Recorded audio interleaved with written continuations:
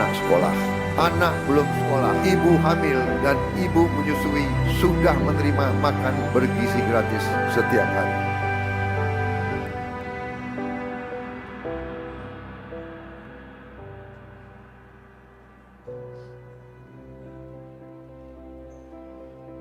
Dengan adanya program ini sangat-sangat membantu kami yang tidak sarapan dari rumah, apalagi yang tidak mendapatkan uang jajan.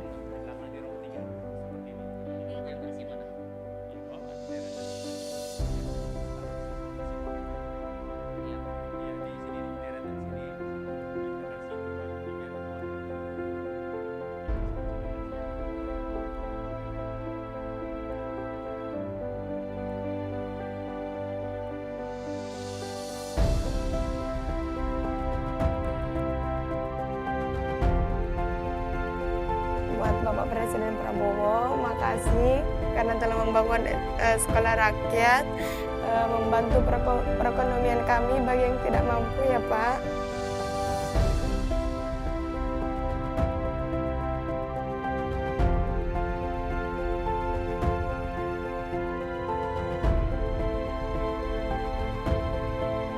Dugaan tindak pidana korupsi dalam tata kelola minyak mentah dan produk kilang.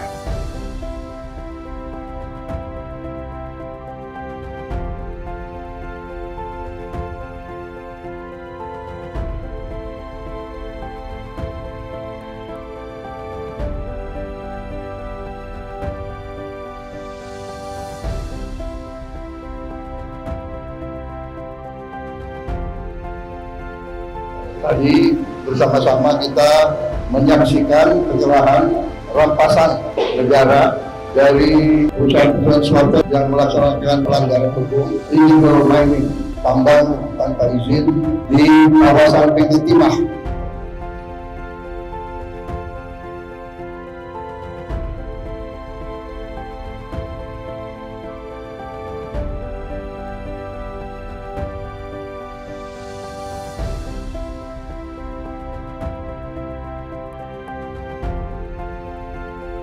Demi rakyat, bukan demi segelintir kelompok manusia Indonesia. Hilirisasi akan kita perluas, lapangan kerja akan kita ciptakan, nilai tambah harus kita maksimalkan. Semua anak bangsa berhak maju, pendidikan dan kesehatan harus merata. Pemerataan pembangunan kita lakukan dari Sabang sampai Merauke.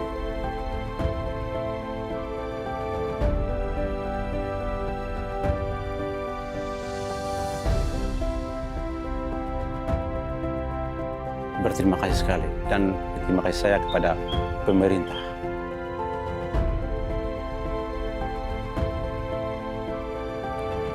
Alhamdulillah dengan adanya serat bulog sekarang udah mencapai harga 6.500 per kilogram. Itu sangat bersyukur sekali buat para petani.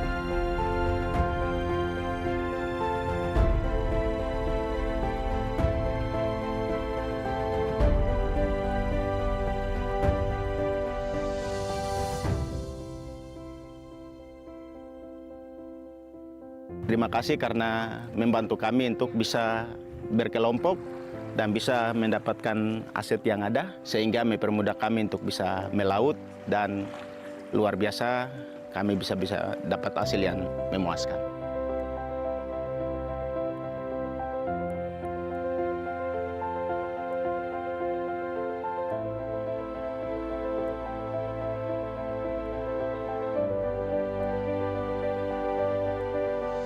Indonesia is prepared to deploy 20,000 or even more of our sons and daughters to help secure peace in Gaza or elsewhere.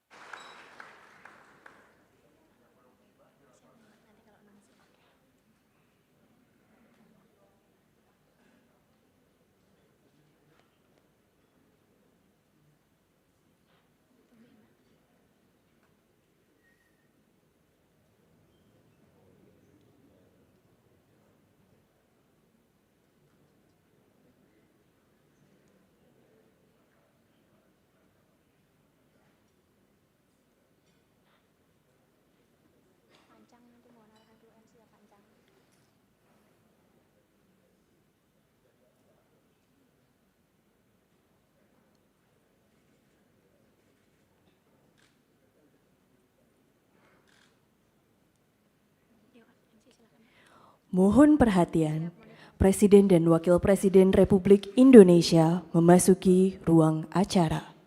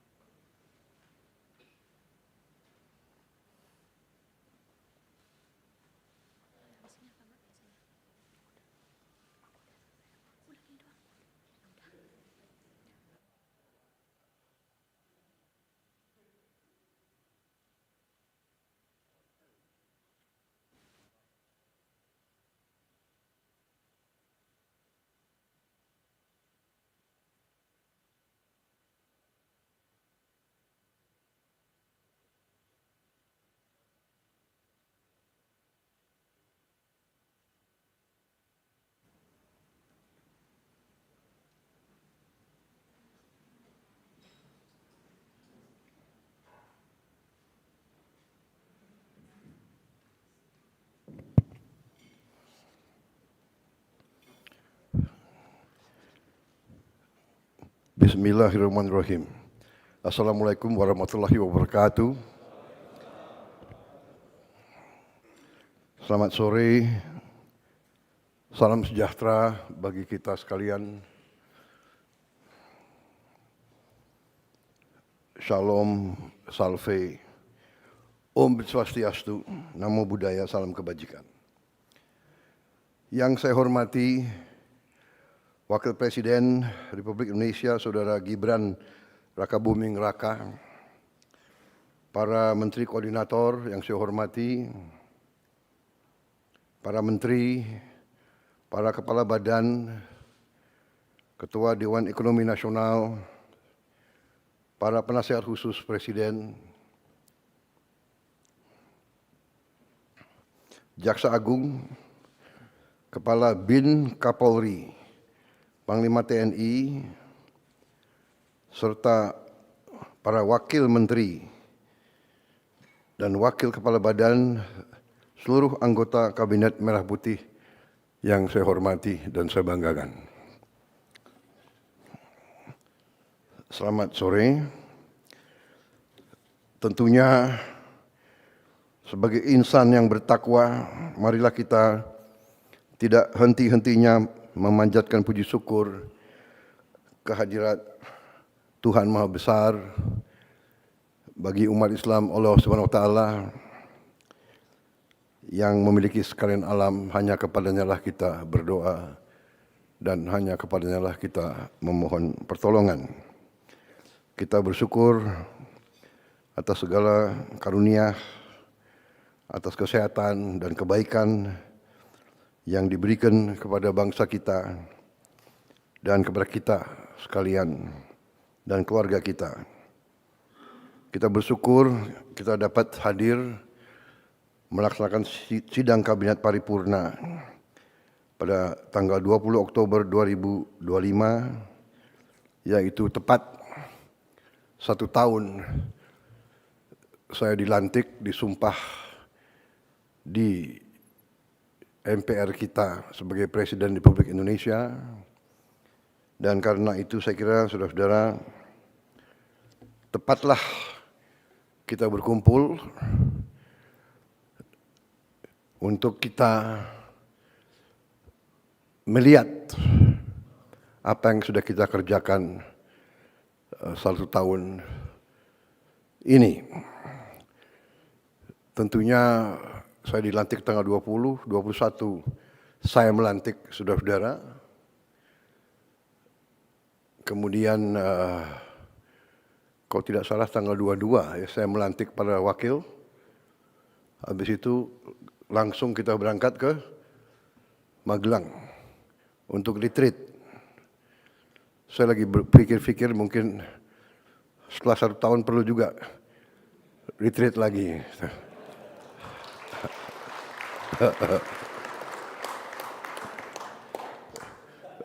Rupanya saudara-saudara sudah nostalgia ingin tinggal di tenda. Saudara-saudara,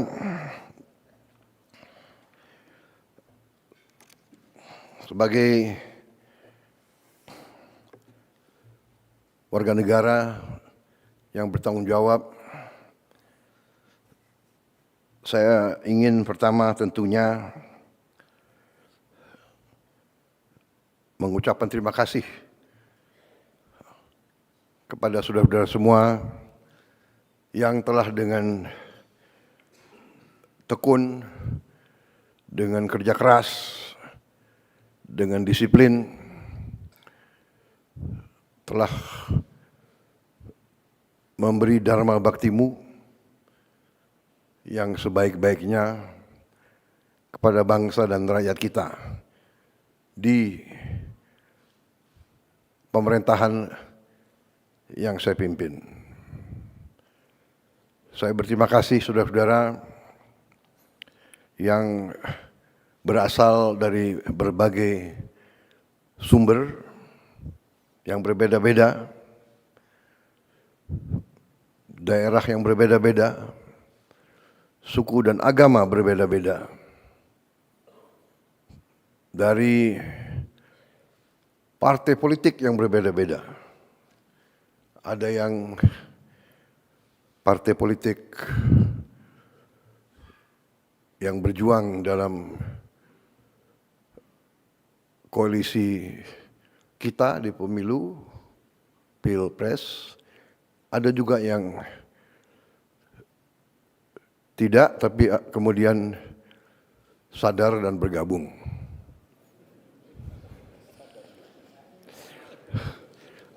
Bukan sadar tapi terpanggil. Terpanggil. Enggak, ini saya nih. Ya kan, jadi enggak apa-apa kan saya sedikit tidak terlalu serius ya. Serius tapi santai. Sersan. Serius tapi santai. Saudara-saudara, tapi intinya bahwa saya terima kasih. Saya, kalau ibarat kita adalah tim sepak bola, ya, saya boleh dianggap sebagai apa? Manager coach. Saudara adalah pemain-pemain. Saudara-saudara, ada dalam babak-babak pertama ini, awal-awal kita ada yang striker. Ada yang bertahan. Ya. Ada yang cadangan. Masih nunggu kapan diperankan secara maksimal. Walaupun saya mengerti saudara-saudara sudah mengambil inisiatif, sudah bergerak masing-masing, saya terima kasih. Tapi saya paham ada yang saya gunakan pertama-tama sebagai striker untuk merebut hasil terbaik cepat. Saudara-saudara, kita patut bersyukur bahwa kita, menurut saya, telah bekerja sangat keras. Untuk itu saya juga mohon maaf, terutama kepada keluargamu, karena saya sering menyita hari istirahatmu. Sepertinya di kabinet kita tidak ada tanggal merah. Dan saudara-saudara sigap. Setiap waktu saya panggil, saudara hadir. Sabtu, Minggu, malam-malam.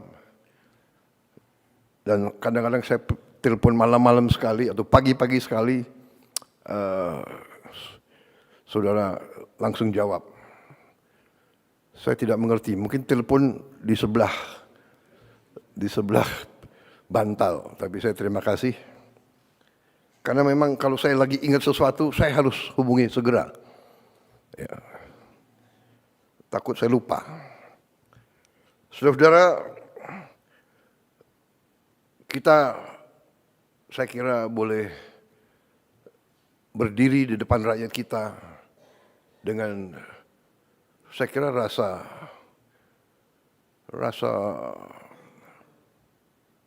penuh kehormatan dan kepercayaan diri. Kita telah bekerja keras, tapi kita telah menghasilkan hal-hal yang dirasakan oleh rakyat. Pertama, kita telah mencapai hal-hal yang sangat positif di bidang ekonomi. Di tengah ketidakpastian dunia, di tengah perang pecah di mana-mana, hitungan terakhir tadi malam ada 110 perang. Saat ini 110 konflik bersenjata di seluruh dunia. Di tengah kondisi seperti ini, di mana keadaan geopolitik begitu tidak menentu, geoekonomi pun tidak menentu, di mana mata rantai komoditas strategis pasti terpengaruh oleh keadaan geopolitik dunia yang tidak menentu. Energi, pangan sangat rawan terhadap ketidakpastian geopolitik dan geoekonomi ini. Alhamdulillah kita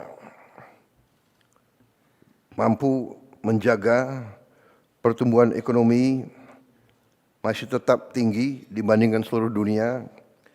Kita berada di 5%. Di antara negara G20, kita salah satu yang tertinggi dalam kondisi sekarang. Kita mampu menjaga inflasi di sekitar 2%. Salah satu terendah di G20. Ini juga berkat hasil kerja keras kita semua. Kita punya teknik-teknik memantau dan mengendalikan inflasi, saya kira yang kurang diajarkan di fakultas-fakultas ekonomi dunia. Dan ini saya harus katakan salah satu teknik mengendalikan inflasi yang dirintis oleh pendahulu saya, Presiden Joko Widodo. Harus kita akui, mungkin pengalaman beliau sebagai wali kota, sehingga beliau dengan teliti bisa menemukan bagaimana memantau dan mengendalikan inflasi. Ini jangan dianggap remeh. Banyak negara yang hebat pertumbuhannya, inflasinya sangat luar biasa. Industrinya bagus, inflasinya sangat tinggi. Argentina saya kira yang begitu optimis 1-2 tahun yang lalu, kondisinya saat sekarang juga tidak bagus. Dan banyak negara yang inflasi masih sulit untuk dikendalikan. Defisit APBN kita jaga di bawah batas 3% dari PDB. Juga salah satu terendah di antara G20. Mungkin terendah di dunia. Indeks harga saham gabungan telah tembus 8.000. Tertinggi sepanjang sejarah Republik kita. Ini juga di luar dugaan. Ini juga saya kira akibat kerja keras para menteri-menteri di bidang ekonomi. Ya. Selalu kita ditakut-takuti bahwa indeks harga saham gabungan itu mencerminkan kepercayaan investor, kepercayaan pasar kepada kita. Ternyata kita telah mencapai tingkat yang tertinggi. Walaupun saya selalu ingatkan, kita jangan terlalu takut dengan harga-harga saham. Yang penting fundamental ekonomi kita harus kuat. Dan fundamental ekonomi setiap bangsa yang paling azasi adalah pangan dan energi dan air. Asal kita sadar ini, kita fokus ini, kita yakinkan kebijakan-kebijakan kita menjamin kita mampu memproduksi dan distribusi pangan dengan baik, dengan efisien.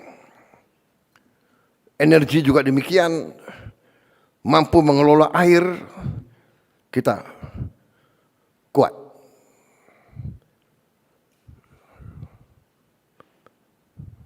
Mata uang, harga saham bisa fluktuasi. Tapi yang paling pokok adalah kita harus jamin produksi pangan, distribusi pangan, dan energi, serta pengelolaan air yang baik. Yang ketiga ini kadang-kadang kita, karena kita diberi karunia Tuhan air yang berlimpah-limpah di sebagian besar Republik kita, tapi ada sebagian yang mengalami kesulitan, tapi kita masih kurang pandai dalam mengelola. Kadang-kadang air ini malah menjadi bencana, banjir dan sebagainya. Tapi kita bersyukur di banyak bagian dari dunia ketersediaan air sangat sulit. Tidak mungkin pangan kita aman kalau tidak ada air yang cukup. Jadi ini saya kira catatan pekerjaan rumah kita ke depan. Kita harus dalami masalah air ini.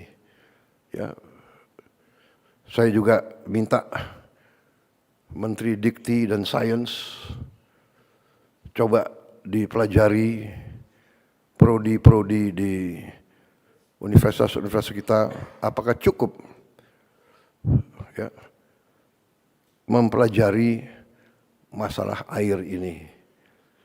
Bagaimana mencari air, bagaimana mengelola distribusi air, bagaimana mencegah banjir.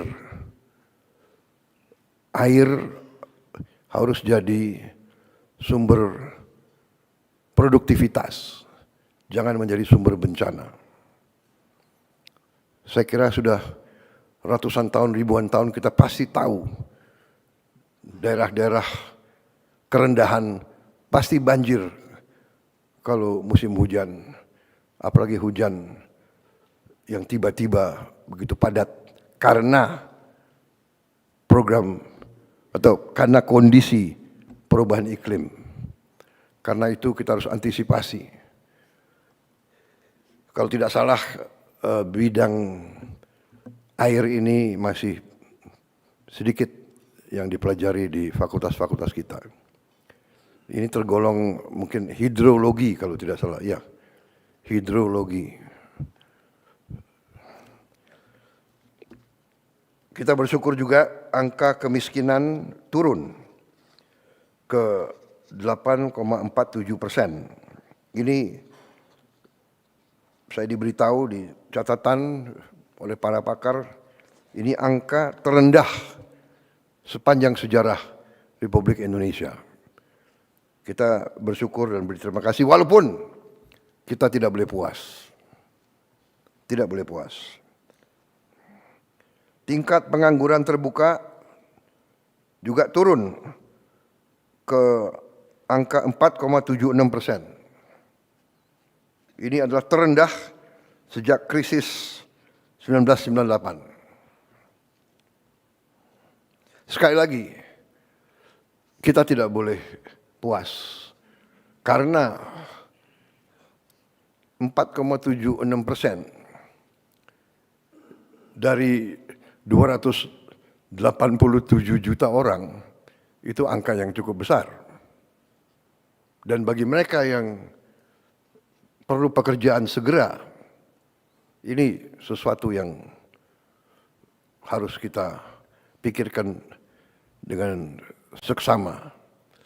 Kita paham bahwa tingkat pengangguran ini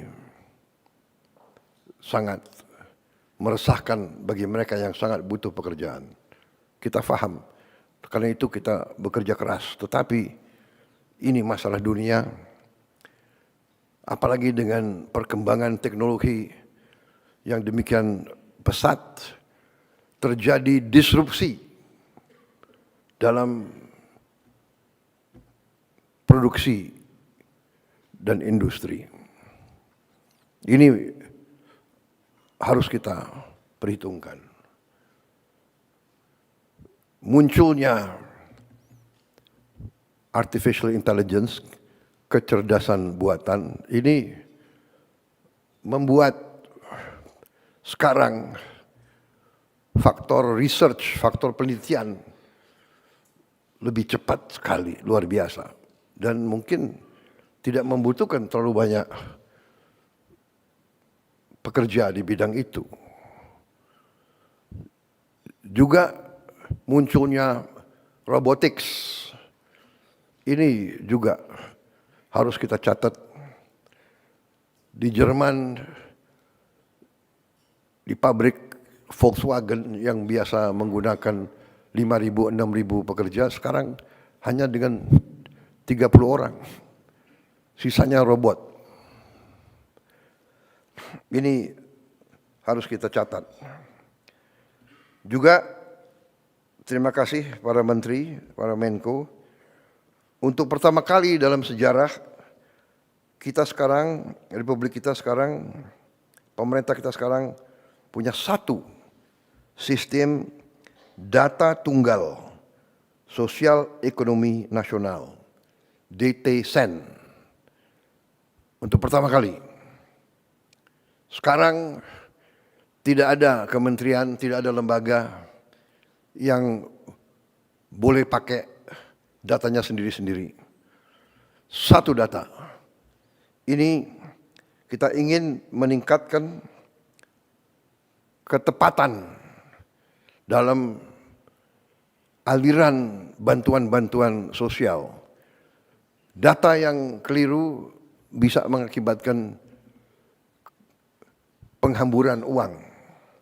Data yang keliru bisa mengakibatkan mereka yang berhak menerima bantuan tidak menerima. Mereka yang tidak berhak menerima. Jadi ini saya kira arti strategis daripada data tunggal sosial ekonomi nasional. Kita juga terus bekerja keras untuk melakukan digitalisasi dan penggunaan teknologi untuk menjalankan pemerintahan yang lebih efisien. Di bidang kesehatan, pendidikan, dan kemanusiaan, hari ini program makan bergizi gratis sudah sampai pada tahap 12.508 satuan pelayanan pemenuhan gizi, SPPG ataupun unit dapur terpusat sudah mencapai 12.508 dari target kita 32.000. Dan artinya hari ini sudah 1.410.000.000 porsi MBG sudah dimasak dan dibagikan sejak tanggal 6 Januari 2025. Hari ini ada 36.700.000 anak sekolah, ibu hamil, ibu menyusui, dan balita yang sudah menerima makan bergizi gratis ini. 36.700.000. Ini mungkin tiap hari berarti kita beri makan 6 Singapura mungkin. Ini prestasi yang dipantau banyak negara. Yang saya tahu, Presiden Brazil memberitahu kepada saya mereka butuh 11 tahun untuk mencapai 40 juta. Kita alhamdulillah dalam 1 tahun kita mencapai 36 juta. Memang Kepala BGN bekerja keras supaya pada hari ini mencapai 40 juta. Tapi saya menyampaikan jangan dipaksakan. Ojo ngoyo. Yang penting baik pelaksananya. 36.700.000 ini bukan tanpa kekurangan. Ya. Ada beberapa ribu yang keracunan makan, sakit perut. Tetapi kalau diambil statistik, 8.000 dari 1.410.000.000, saya kira masih dalam koridor error yang manusiawi. Kalau tidak salah, kekurangannya adalah, atau katakanlah angka yang sakit itu adalah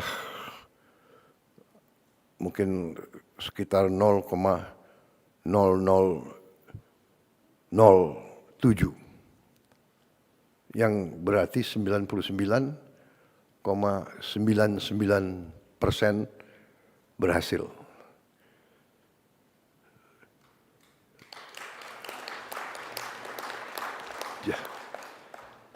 Jadi saya kira dalam sepanjang usaha manusia, hampir tidak ada usaha manusia yang dilaksanakan selama 1 tahun dengan volume yang demikian besar, yang zero error, zero defect, sangat sulit. Walaupun kita tidak boleh menerima. Terus saya tekankan Kepala BGN dan jajarannya untuk menghasilkan suatu prosedur tetap yang ketat, menggunakan alat-alat yang terbaik untuk kita jamin kekurangan atau penyimpangan tidak terjadi. Tetapi kita juga harus yakinkan para guru-guru dan semua yang terlibat untuk mendidik anak-anak kita untuk kalau mau makan pakai tangan harus cuci tangan dengan sebaik-baiknya. Berarti di tiap sekolah harus tersedia air yang bersih, juga dengan sabun. Tapi sebaiknya kita mulai didik anak-anak kita, karena namanya anak-anak, mungkin dia merasa sudah dicuci atau dia apa dan sebagainya, ya mungkin kita harus sekarang Kepala BGN mungkin sudahlah dibagi aja sendok yang sederhana, ya. Tidak apa-apa, ya kan? Saya kira sendok itu tidak terlalu mahal, ya. Walaupun saya tahu kebiasaan rakyat kita memang lebih enak makan pakai tangan. Tapi ini kadang-kadang ya ini, kita sebagai pemimpin, sebagai guru, sebagai orang tua, tidak boleh malas untuk mengingatkan. Saudara-saudara, selain itu, ya, 43 juta orang sudah menggunakan program cek kesehatan gratis. Ini saya kira program pertama kali juga di sejarah Republik kita. Setiap warga negara berhak cek kesehatan gratis sekali dalam setahun. Pada hari ulang tahun dia.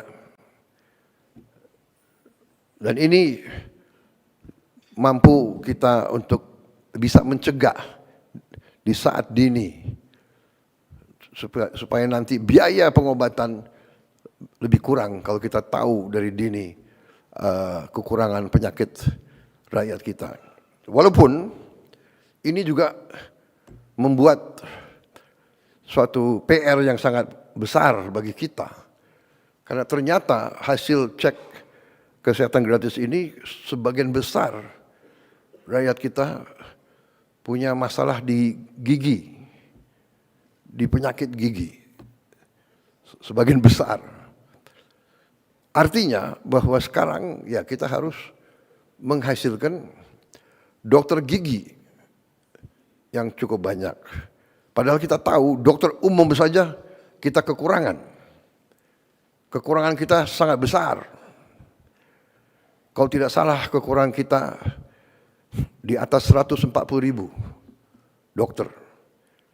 Kita kekurangan di atas 140.000 dokter.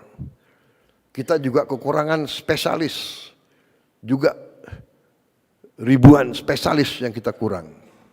Ini PR dan ini tidak hanya kita. Hampir semua negara yang saya kunjungi, saya minta pendapat pemerintah-pemerintah, hampir semuanya menganggap bahwa mereka kurang dokter. Dan tentunya negara yang kaya, dia bisa ambil dokter dari negara-negara yang kurang kaya. Lulusan dari mana-mana ya tergiur karena Inggris kekurangan dokter sangat banyak. Dia ambil dokter dari mana-mana. Jerman, Eropa Barat, Amerika.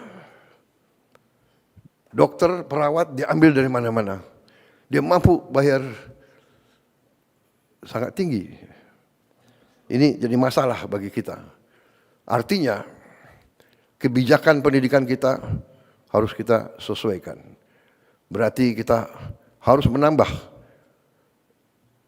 fakultas-fakultas kedokteran, dan fakultas kedokteran yang ada pun harus ditambah jumlah mahasiswanya. Dan ini kalau perlu kita tambah beasiswa. Mungkin LPDP prioritasnya antara lain yang paling atas adalah untuk kedokteran.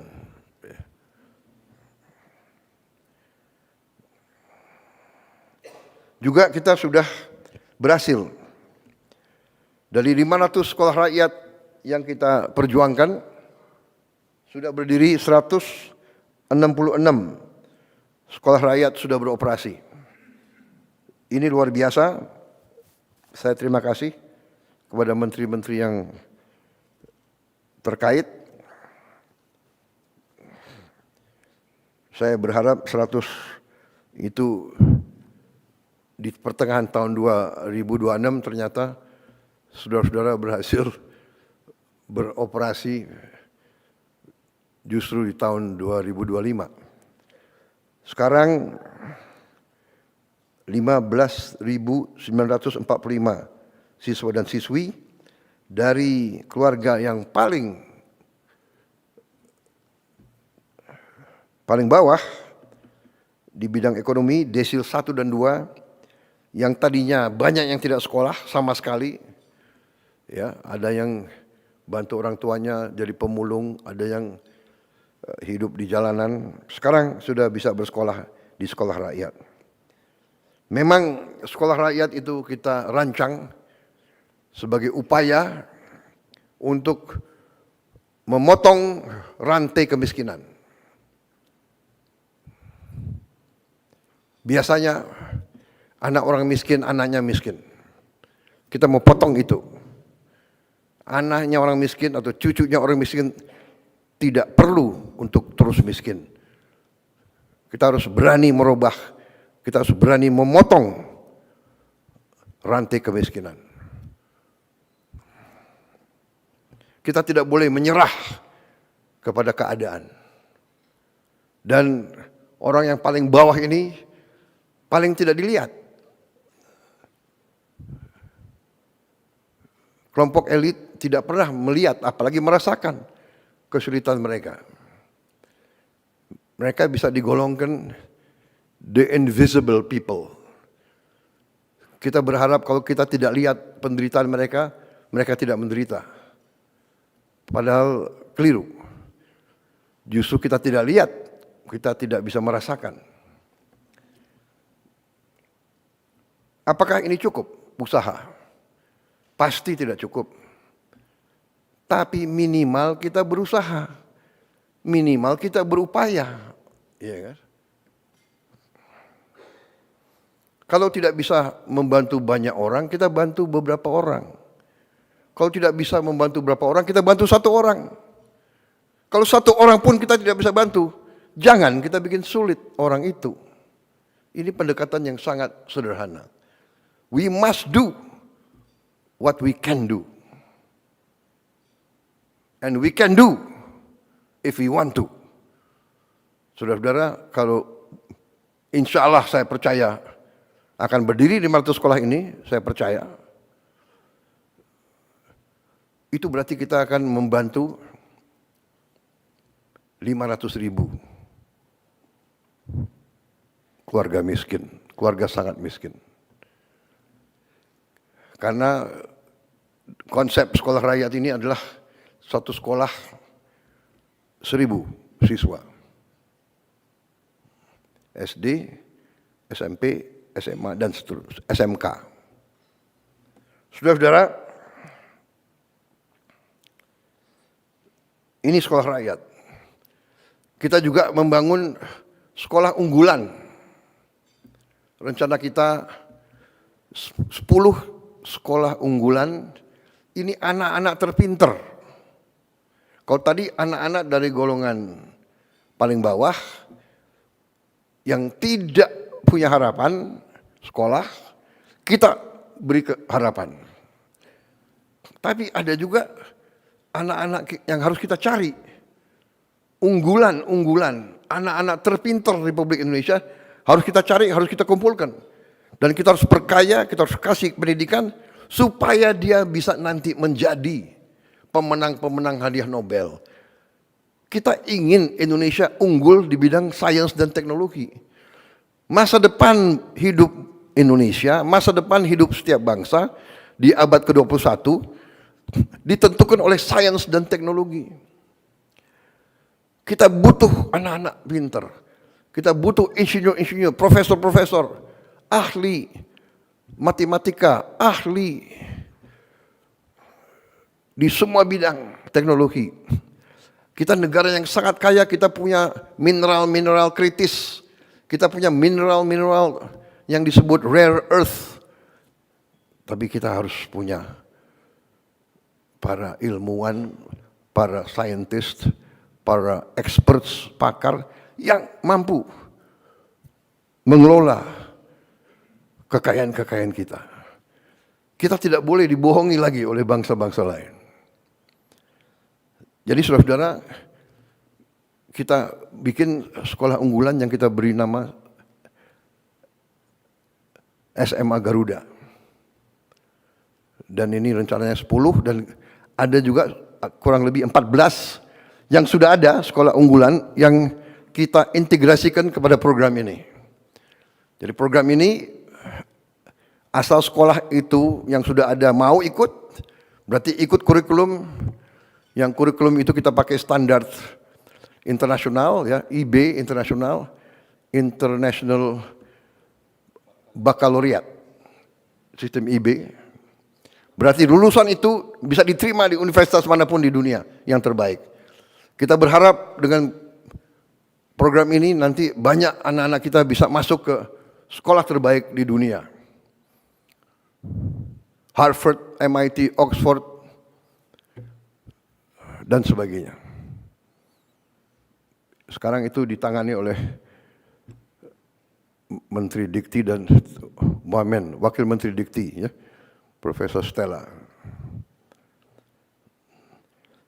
Saya sendiri saya dulu di Harvard, tapi hanya ke toko buku. Tapi kalian sempat ya, berapa detik terkesan, ya. Saudara-saudara, kita sedang merenovasi 16.140 gedung SD, SMP, SMA. Ini sudah berjalan, sedang berjalan. Ini masih tidak puas sama sekali kita, karena kita punya 300.000 lebih SD, SMP, SMA, SMK, dan sekolah-sekolah lain, sederajat yang ada di pesantren-pesantren. Kalau tidak salah 330.000. Ya, Mendikdasmen ya, 330. Saudara-saudara, kita mengerti bahwa kita harus mengejar negara-negara lain. Karena itu segala upaya kita akan lakukan untuk mengejar ini. Tadi SMA Garuda 10, kita berharap 10 tiap tahun. Dan ini kriterianya sangat tinggi, tapi tidak ada masalah, saudara-saudara, kita negara besar. Kalau tidak salah, dari statistik semua negara, populasi, ya, 1% tiap populasi diperkirakan akan memiliki IQ kecerdasan 120 ke atas. 1%. Kalau 1% dari 287 juta, itu saya kira cukup besar. Karena masuk angkatan kerja tiap tahun sekitar 5 juta, 4,8, 4,9 juta. Setengahnya katakanlah, ya, saya kira kalau 1% berarti 2,8 juta. Kita harus menjaring mereka ini. Dan jangan anggap bahwa mereka itu anak-anak orang menengah ke atas. Banyak anak orang bawah, orang miskin ternyata punya kecerdasan yang tinggi. Kita harus cari mereka. Jadi saya minta Dikdasmen, Menteri Dikdasmen dibantu oleh menteri lain, ya. Menteri Dikti Sains dan Teknologi dibantu oleh Menteri Sosial, dibantu oleh Panglima TNI, dibantu oleh Kapolri yang punya jaringan ke desa-desa, mungkin dibantu oleh ormas-ormas, dibantu yang punya yayasan-yayasan. Cari mereka ini dan kita didik mereka dengan beasiswa penuh. LPDP akan saya tambahkan uang-uang dari sisa efisiensi penghematan, uang-uang yang kita dapat dari koruptor-koruptor itu, sebagian besar kita investasi di LPDP. Mungkin yang 13 triliun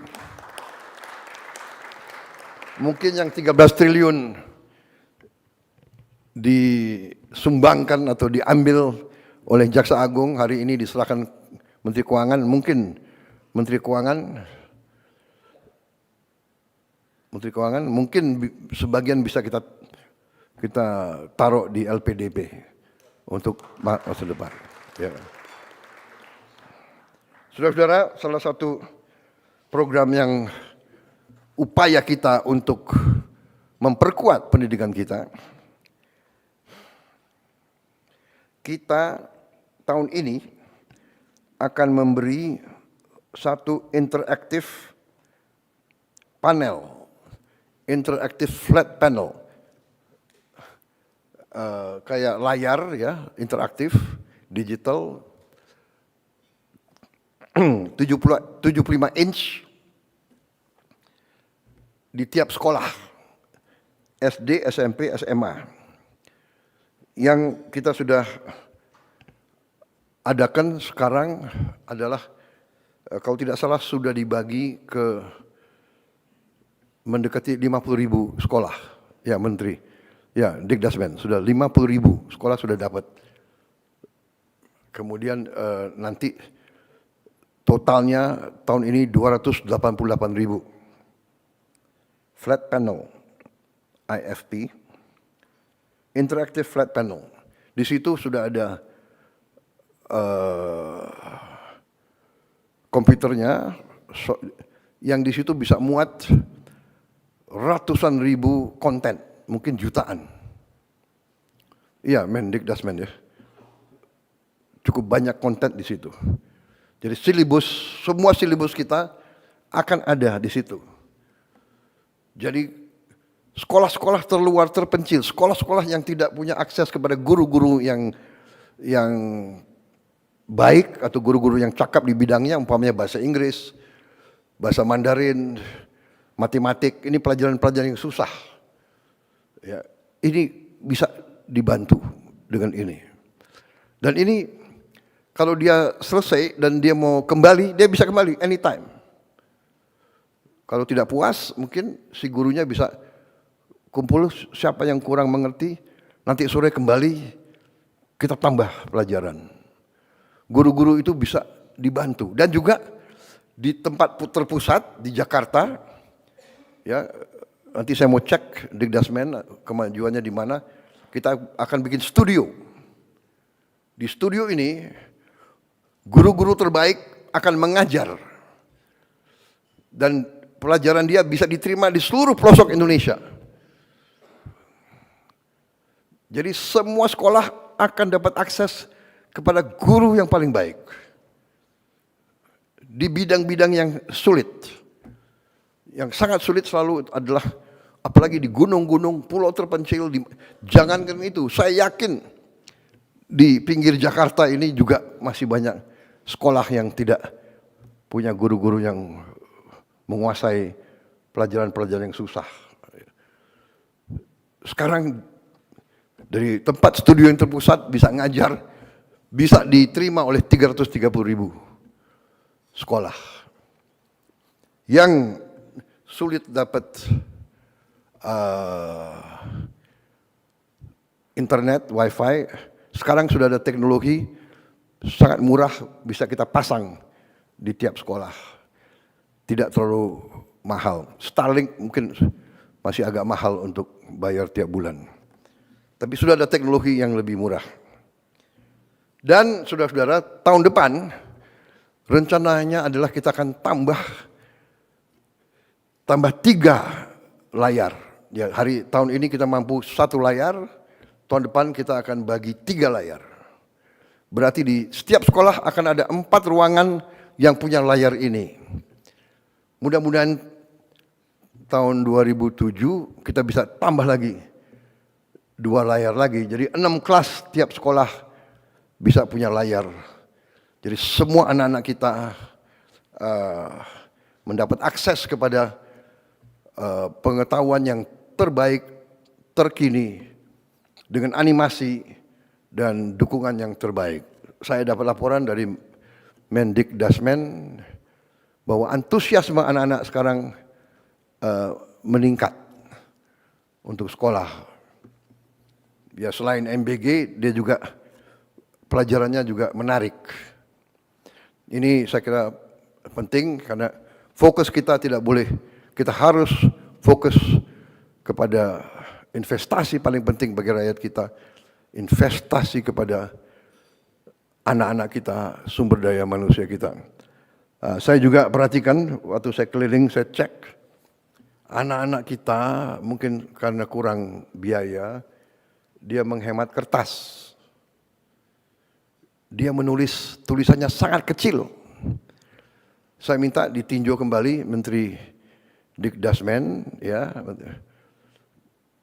Saya kira perlu kembali ada pelajaran menulis. Menulis dengan baik. Menulis halus dan menulis, tapi sebetulnya tulisannya harus besar.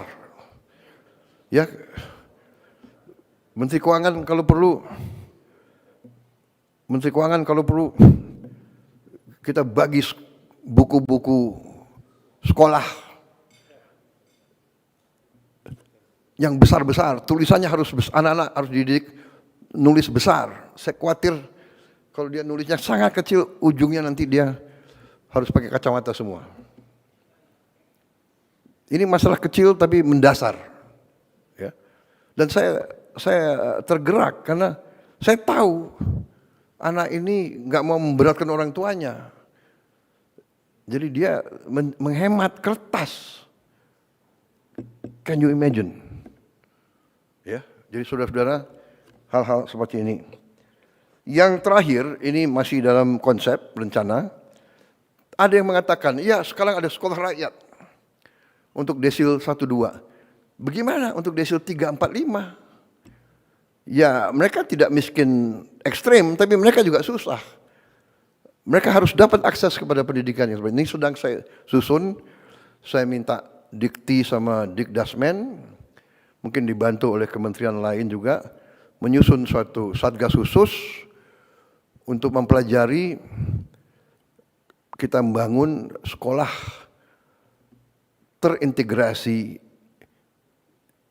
di setiap kecamatan. Berarti kita mungkin harus bangun 7.000 sekolah terintegrasi ini. Maksudnya, sekarang SD, SMP, SMA atau SMK terpisah. Padahal ada fenomena karena mungkin angka kelahiran kita menurun, banyak SD kita kosong. Ada gurunya 6, muridnya hanya 4, 5. Jadi ini tidak efisien.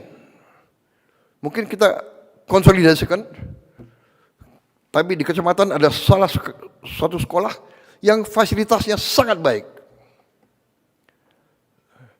Tiap sekolah terintegrasi harus punya laboratorium yang cukup bagus. Laboratorium matematik, kimia, biologi, laboratorium bahasa. Bahasa sangat penting. Lapangan kerja. Orang Filipina banyak diterima di mana-mana karena dia bisa bahasa Inggris.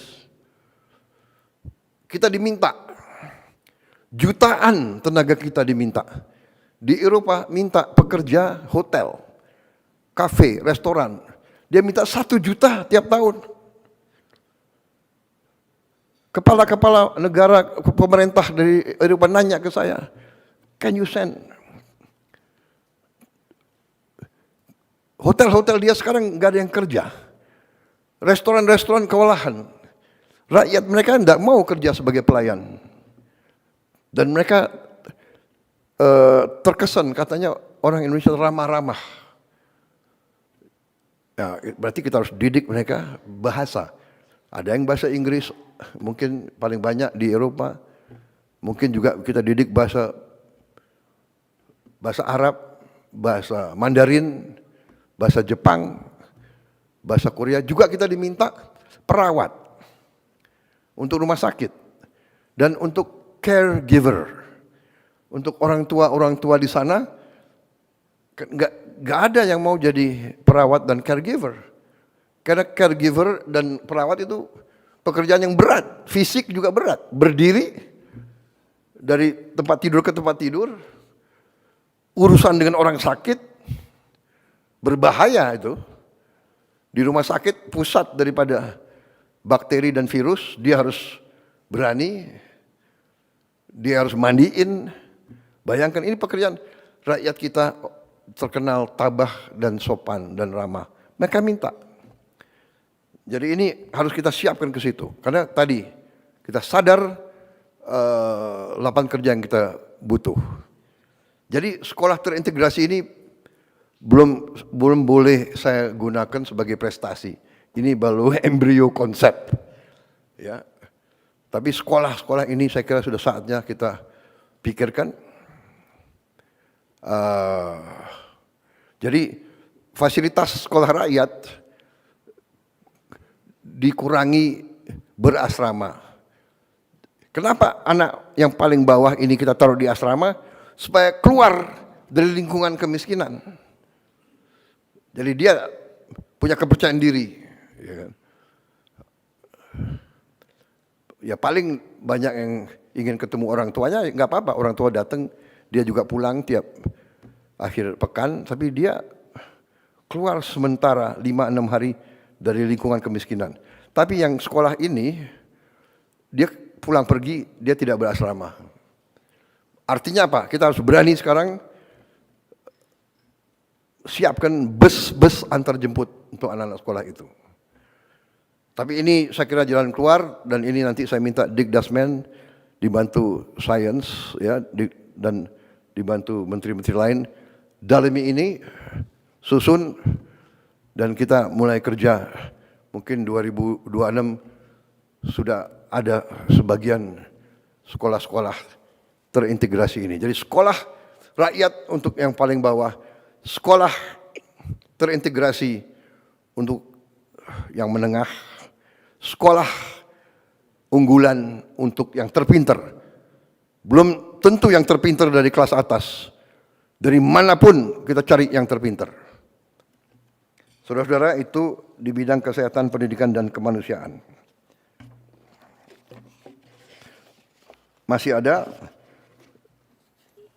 tunjangan guru kita tingkatkan dan kirim langsung dari pusat ke penerima. Tidak lewat jalur-jalur lain yang biasanya tertahan di sini berapa hari, di sini berapa minggu, sekarang langsung.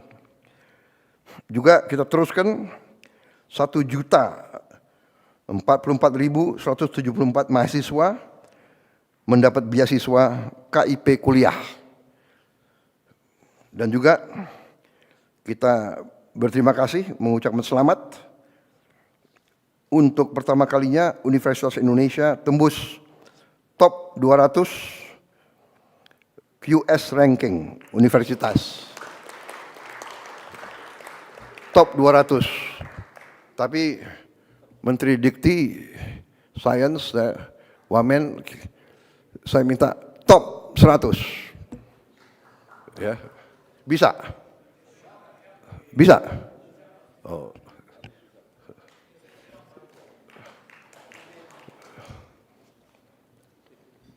Pasti nanti akan disusul oleh ITB,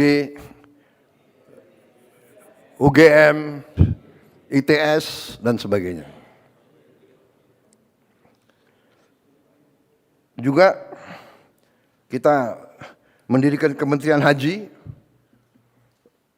atas permintaan pemerintah Arab Saudi, karena dia bilang enggak, kami urusan haji adalah Menteri Haji. Jadi kami harus minta urusannya sama pejabat. Oh, ini kepala badan. Enggak, dia maunya menteri. Sudah. Apa boleh buat, kita menyesuaikan. Dan alhamdulillah kita sudah bisa turunkan biaya haji. Dan saya minta terus Menteri Haji, dia tidak hadir karena dia berada sekarang di Arab Saudi berurusan sama mereka. Saya minta biaya haji harus terus turun. Ya. Bisa dengan efisiensi. Bisa dengan efisiensi dan pelaksanaan yang bersih.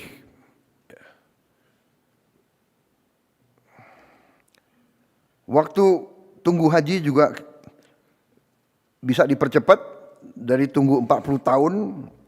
Sekarang bisa hampir setengah kita potong, tunggu 26 tahun. Tapi itu masih lama juga. Kita berusaha untuk memotong lebih. Tapi alhamdulillah pemerintah Arab Saudi untuk pertama kali dalam sejarah setuju pembangunan kampung Indonesia di kota Mekah. Jadi pemerintah Arab Saudi akhirnya saya datangi berapa kali, saya lobby terus, mungkin beliau kasihan sama kita. Untuk pertama kali dalam sejarah diizinkan negara asing memiliki lahan, memiliki tanah di kota suci. Dirubah undang-undangnya khusus untuk kita. Kita negara pertama. Ya sesudah kita terserah yang lain menyusul ya. Tapi ini luar biasa ya. Kita ditawarin kalau tidak salah ada berapa puluh lahan. Mudah-mudahan kita dapat lahan. Kalau tidak salah ada berapa lahan yang tidak terlalu jauh dari Masjidil Haram. Ada yang nyambung langsung. Ya mudah-mudahan Menteri Agama sudah rintis dan sudah lihat terus. Nanti saya serahkan saja. Dan Kepala Danantara yang juga merintis. Beliau bolak-balik ke situ sampai kepalanya botak. Tapi alhamdulillah prestasi, mudah-mudahan tidak berapa lama lagi kita akan punya kampung haji sendiri. Saudara-saudara. Berarti nanti fasilitasnya kita atur sendiri, ya. Makan semuanya kita atur supaya tidak ada lagi kekurangan atau penyimpangan atau kekecewaan daripada jemaah haji kita. Ini saya kira terobosan luar biasa ya. Pertama dalam sejarah dia robah undang-undangnya, negara asing boleh memiliki tanah, dia tawarkan lahan-lahan yang terbaik walaupun harus tender terbuka. Dan nanti tendernya kalau tidak salah ditutup tanggal 30 Oktober ini. Jadi kita kerja keras ya. Saudara, tapi ya saya juga lobby terus. Waktu kemarin saya ketemu Menteri Luar Negerinya, saya bilang Pak ini ada lelang ditutup tanggal 30 Oktober. Tapi yang daftar lelang berapa ribu ya sudah? Oh 90 entitas lain yang juga bidding lahan yang kita inginkan. 90 ya. Wah, ya mudah-mudahan lah. Mungkin Menteri Agama pimpin doa khusus nanti. Mudah-mudahan kita bisa dapat lahan yang kita inginkan. Jadi ini prestasi kita di bidang kesehatan, pendidikan, kemanusiaan termasuk di bidang agama. Saya lanjut di bidang investasi, penciptaan lapangan kerja, pariwisata dan antara. Untuk pertama kali dalam sejarah, pengemudi ojek online menerima bonus hari raya pertama kali. Juga sekarang kita sedang diskusi terus sama perusahaan-perusahaan terbesar ojol untuk kita cari pelayanan terbaik untuk pengemudi ojol ini, kemudian efisiensi sehingga tidak terjadi suatu persaingan yang saling merugikan. Tapi kita ingin supaya lapangan kerja ojol ini, pengemudi ojol ini terjamin. Kalau tidak salah ada 4 juta pengemudi ojol ya di 2 perusahaan besar itu dan sekitar 2 juta pengusaha yang menggunakan ojol sebagai sarana jual beli UMKM. Jadi 6 juta orang hidup dari masalah ini. Kemudian upah minimum provinsi kita sudah naikkan 6,5% sampai 6,5%, tertinggi dari beberapa tahun yang sebelumnya. Juga kita sudah menghitung, sudah menghasilkan mungkin hampir dengan 1 juta lapangan kerja baru di SPPG dan mungkin tahun depan akan mencapai minimal 1,5 juta yang kerja langsung untuk SPPG. Kita punya 30.000 SPPG nantinya kalau berfungsi semua. Tiap SPPG, tiap dapur membutuhkan 50 orang bekerja. Jadi 50 kali 30.000, 1,5 juta. Tiap dapur sekarang rata-rata menerima supplier yang jual telur, yang jual sayur, yang jual macam-macam itu rata-rata 15 per dapur. Masing-masing supplier mempekerjakan minimal 5 sampai 10 orang. Jadi kita bisa bandingkan multiplier effect daripada ini. Saya kedatangan rombongan dari Rockefeller Institute. Mereka meninjau MBG kita dan mereka mempelajari. Dan mereka sampaikan bahwa kita ini sedang disorot oleh dunia, program kita. Dan dia mengatakan menurut dia ini program yang terbesar, roll out-nya dan paling cepat. Dan dia sudah meninjau beberapa. Dan dia mengatakan sekarang ada 112 negara yang ikut program atau melaksanakan program ini.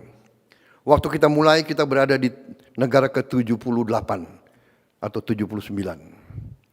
Sekarang sudah tambah lagi sekian puluh negara yang merasakan pentingnya MBG ini.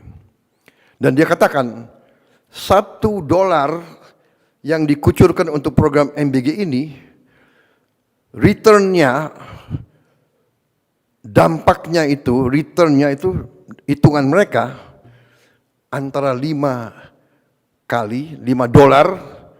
sampai nanti di ujungnya $37.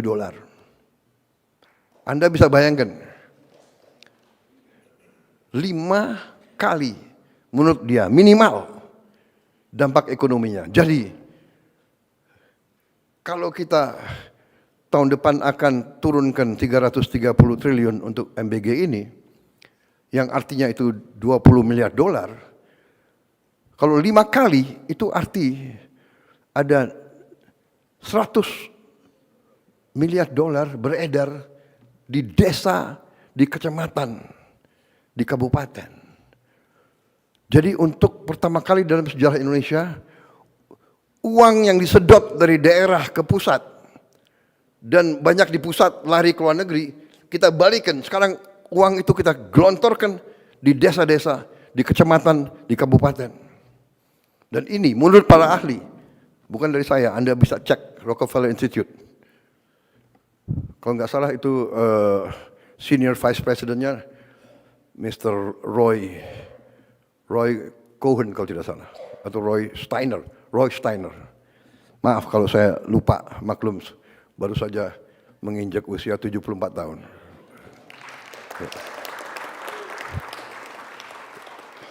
Terima kasih ucapan selamat saudara-saudara. Jadi saudara-saudara,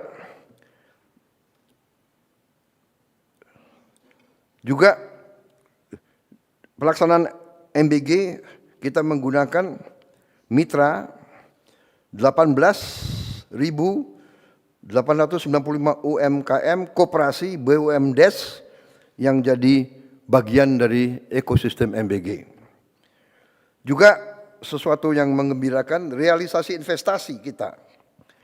Januari sampai September 2025 adalah 1,434 triliun rupiah. Naik 13,7% dari periode yang sama di tahun 2024 dan menghasilkan lapangan kerja 346 lapangan kerja baru. Jadi target investasi tercapai bulan September yang lalu.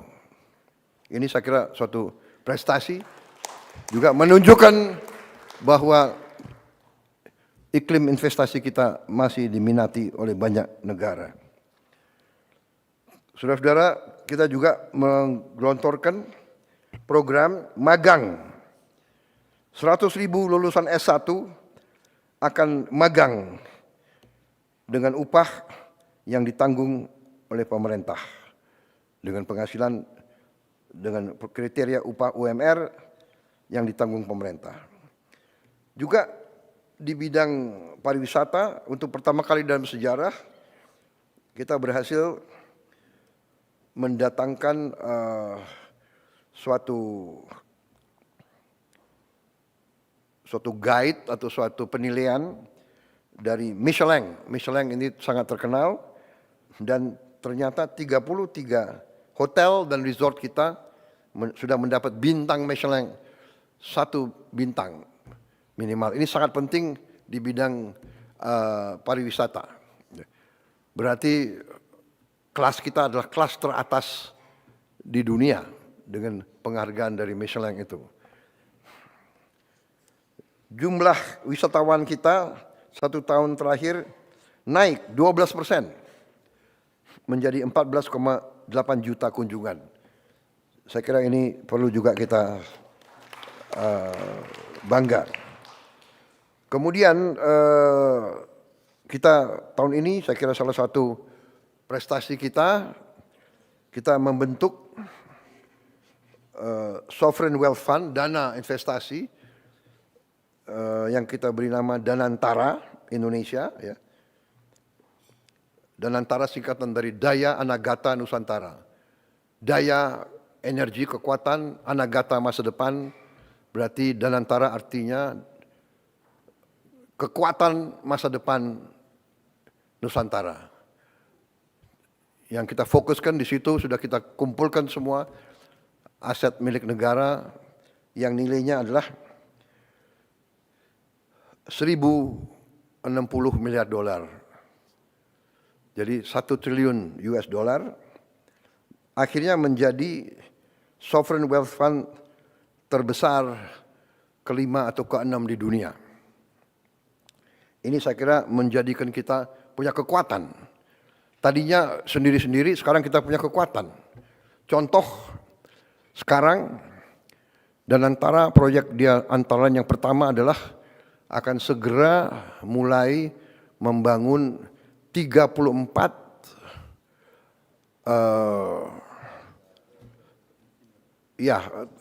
pembersihan limbah sampah dari kota-kota besar, alatnya atau pabrik pembersihannya dan bisa pengolah ini diolah justru menjadi energi, menjadi listrik.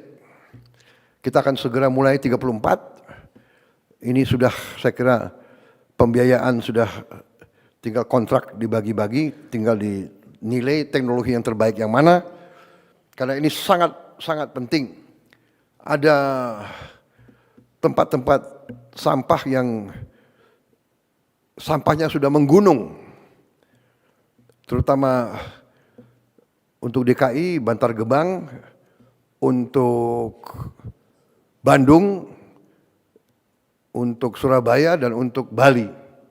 Ini sudah menjadi sesuatu yang sangat mendesak. Kalau tidak salah di Bantar Gebang itu saya dapat laporan sudah mencapai puluhan juta ton itu. 55 juta ton. Limbahnya 55 juta ton. Sudah menggunung. Kalau terjadi hujan deras, dia bisa membahayakan banyak kampung di sekitar itu. Ini segera akan kita lakukan, insya Allah dalam 2 tahun kita selesaikan 34 kota. Ini sangat strategis karena ini menyangkut kebersihan, kesehatan. Ya bagaimana? Kita berharap pariwisata naik. Kalau Bali tidak bisa bersihkan sampahnya, bisa kita bayangkan mau nggak turis datang ke tempat yang kotor, yang jorok. Jadi ini strategis. Terima kasih Danantara, segera dilaksanakan. Kemudian hilirisasi, kita sekarang akan segera mulai membangun pabrik baterai terbesar di Indonesia, nilainya 100 triliun.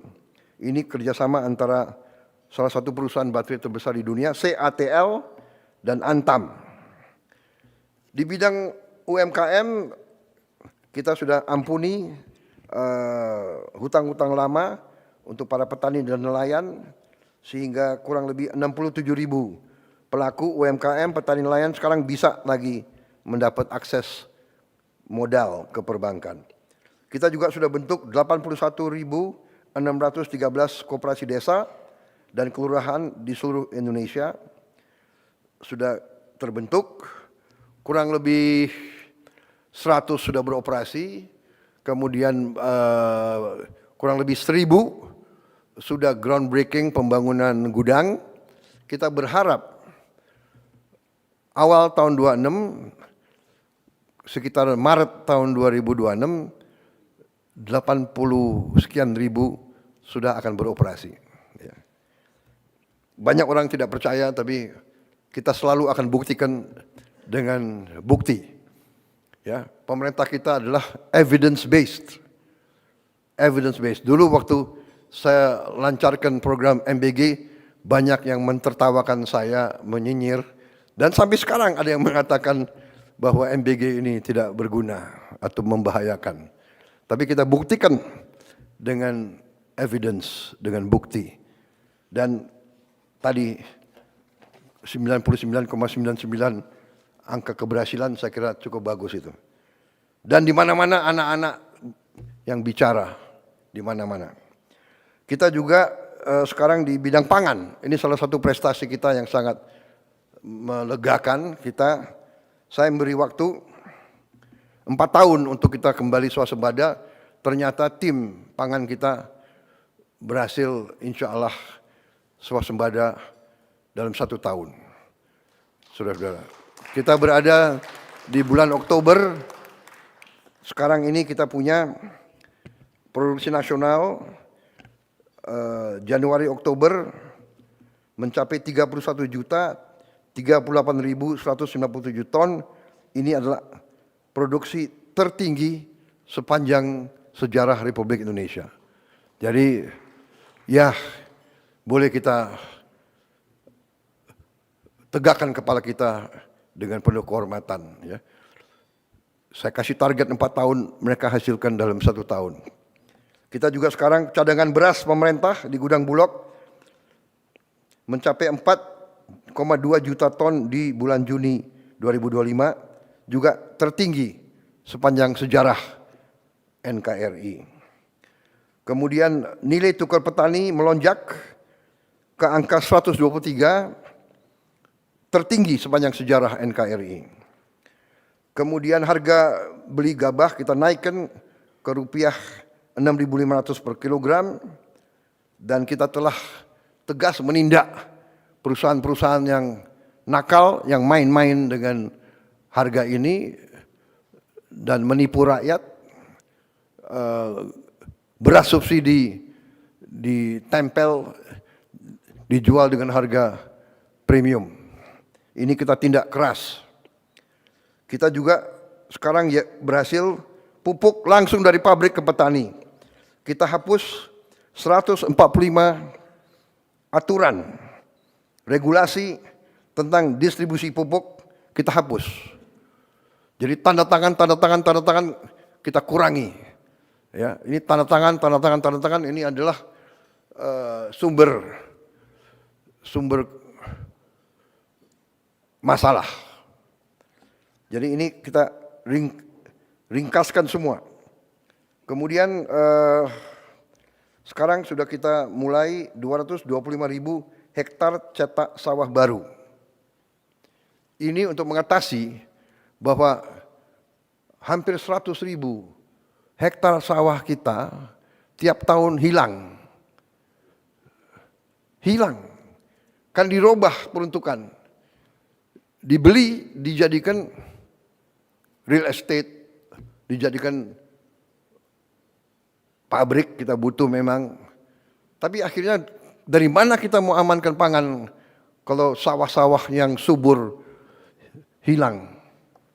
Kita segera harus mencetak. Dan alhamdulillah kita sudah mulai, mudah-mudahan akhir tahun depan kita lebih aman lagi. Kalau tidak salah sasaran kita akhir tahun depan 480.000 hektar sawah baru. Sawah lama pun kita intensifikasi dengan pompanisasi sehingga produksi kita bisa tadi melonjak luar biasa. Pupuk lancar, benih lancar, air lancar dengan intervensi kita. Kemudian kita amankan semua ekosistem produksi beras. Saudara-saudara, kita juga akan, sekarang masalahnya adalah kita kekurangan gudang. Kita sudah siapkan dananya, Bulog akan mendapat bangun gudang 100 gudang dalam waktu yang sesingkat-singkatnya. Kemudian kita sudah mulai bangun 100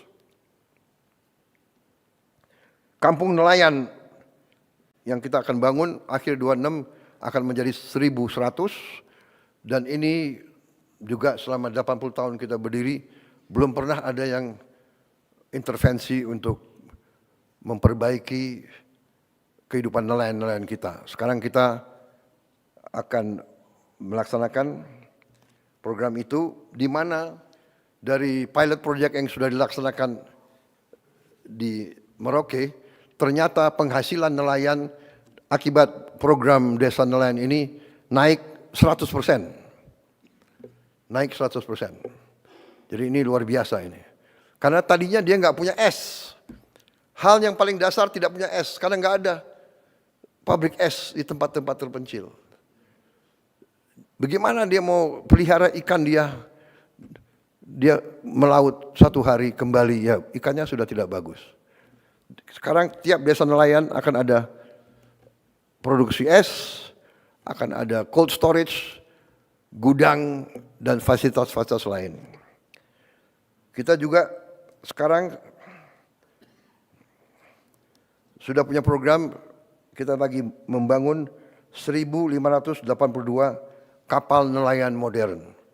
Insya Allah akhir tahun depan dan 2027 kita akan punya 1.582 kapal nelayan modern dari GT 30 sampai GT 10.000.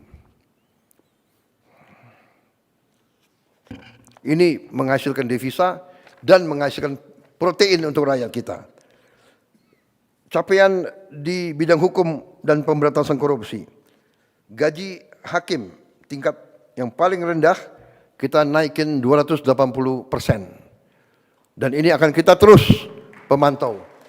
Kita minta hakim-hakim kita hidupnya baik, kualitas hidupnya baik, hidup terhormat, supaya dia tidak bisa disogok. Hakim-hakim kita tidak boleh dibeli oleh siapapun. Itu tujuan kita. Jadi saudara, bukan kita mau menganakmaskan siapapun, tapi ini sangat penting. Ya, dia tidak boleh bisa dibeli karena dia menangani kadang-kadang kasus triliunan.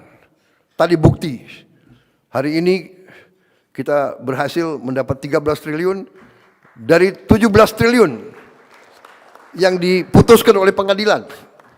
Jadi hakim-hakimnya itu menurut saya punya hati nurani, keberanian, dia putuskan, akhirnya kita selamatkan 17 triliun uang rakyat. Bayangkan dia nangani kasus 17 triliun, dia tidak punya rumah dinas. Saya dapat laporan bahwa sekian ribu hakim-hakim tidak punya rumah dinas. Dia harus kontrak. Banyak hakim-hakim kita harus kontrak. Ini kita perbaiki. Kemudian kita berhasil mengalihkan 306 triliun rupiah anggaran negara yang rawan korupsi, kita alihkan untuk program-program pro rakyat. 300 triliun, ini yang kita pakai untuk langsung ke rakyat. Kemudian kita bertekad tidak ada kasus-kasus korupsi yang tidak bisa diselidiki. Tidak ada, no more untouchable, nggak ada yang untouchable lagi. Saya terima kasih penegak hukum yang tegar meneruskan tugas yang mulia ini. Juga penegak hukum telah berhasil menyelamatkan lebih dari 1.000 triliun kerugian negara. Ini yang kita berhasil kita tegakkan. Lebih dari 4 juta hektar kebun kelapa sawit dalam kawasan hutan yang melanggar undang-undang dan melanggar hukum, ini kita kuasai kembali oleh rakyat, oleh negara. Juga lebih dari 100 triliun kerugian dari tambang ilegal berhasil kita hentikan. Terutama kemarin dari Bangka Belitung, kita tutup, sampan pun tidak bisa keluar membawa hasil selundupan. Saya dilaporkan yang terakhir itu satu sampan, isinya timah, berhasil ditangkap oleh Angkatan Laut kita. Ini kita hentikan, dan ini kita menyelamatkan kurang lebih 45 triliun satu tahun.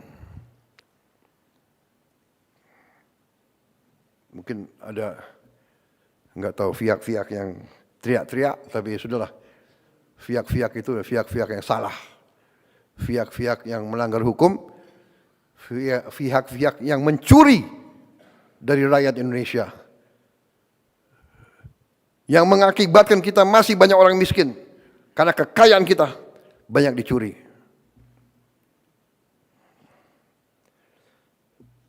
Saudara-saudara, di bidang pertahanan, keamanan, ketahanan, dan diplomasi, terus kita perkuat TNI dengan tambah batalion-batalion.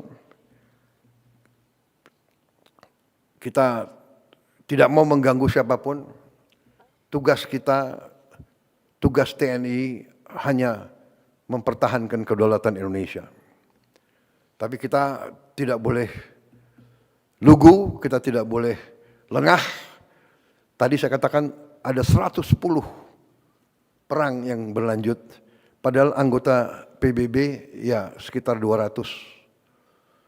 Bayangkan 110 konflik. Ya, mudah-mudahan kita bisa ikut berperan di bidang penyelesaian Gaza.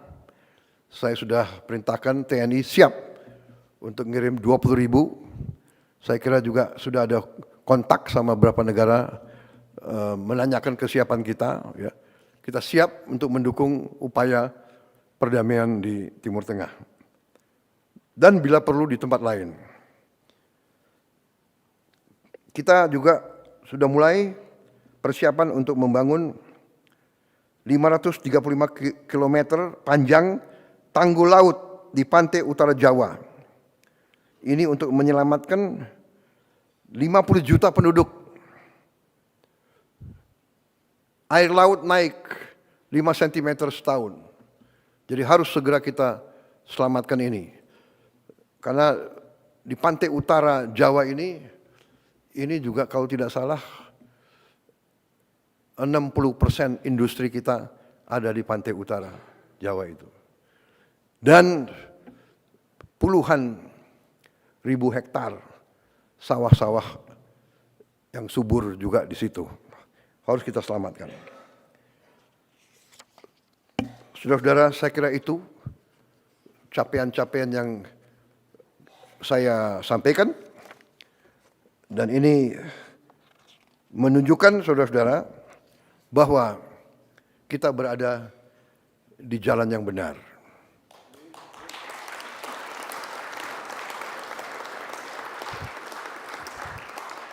Saya percaya bahwa menjalankan pemerintahan ternyata sebenarnya tidak terlalu rumit. Pertama,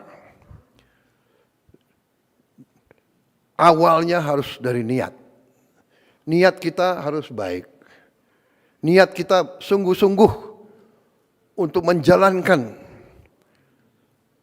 amanat dari rakyat. Kita harus berpijak dari awal seperti itu. Kita diberi kekuasaan oleh rakyat untuk melindungi rakyat dari semua bahaya. Bahaya kemiskinan, bahaya kelaparan, bahaya penyakit, bahaya ancaman dari badai, dari bencana, ancaman dari kerusuhan, ancaman dari serangan dari pihak luar. Serangan bisa berupa fisik, bisa berupa non-fisik. Saudara-saudara, saya beri contoh dari 2 pulau Bangka Belitung, kita hilang 45 triliun tiap tahun selama sekian puluh tahun. Apakah itu bukan sebuah serangan? 45 triliun kali 10 tahun aja 450 triliun. Kali 20 tahun 900 triliun. Apa yang kita bisa bangun dengan 900 triliun? Saudara-saudara, belum merupakan prestasi, tapi sudah kita mulai rintis, kita akan punya mobil buatan Indonesia dalam 3 tahun yang akan datang.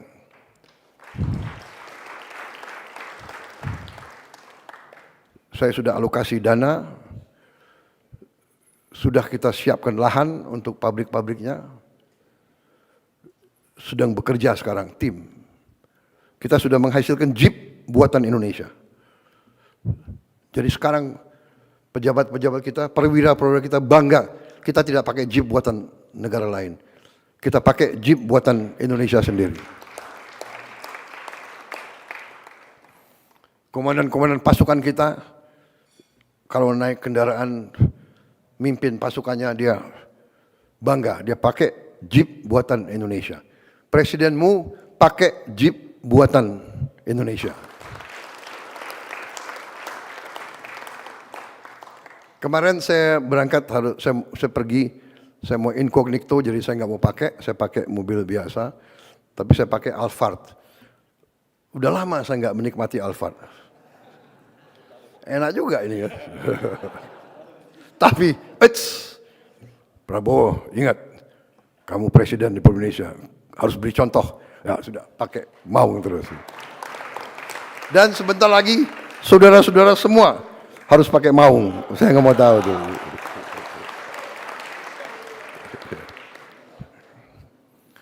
Yang mobil-mobil bagus pakai kalau libur saja. Ya pada saat saya nggak panggil kau, bolehlah kau pakai mobil itu. Saudara-saudara, saya kira itu yang bisa sampaikan karena masih banyak kamera. Nah, media terima kasih Anda dengan sabar. Dan sekarang saya persilakan menikmati hidangan yang disiapkan. Jadi usirnya sopan. Karena bagian ini nggak boleh kau dengar. Jadi ada hal-hal yang memang belum siap untuk diumumkan.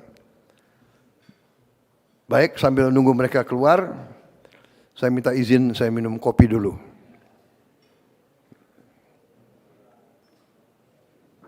Begini-begini udah 1,5 jam ya.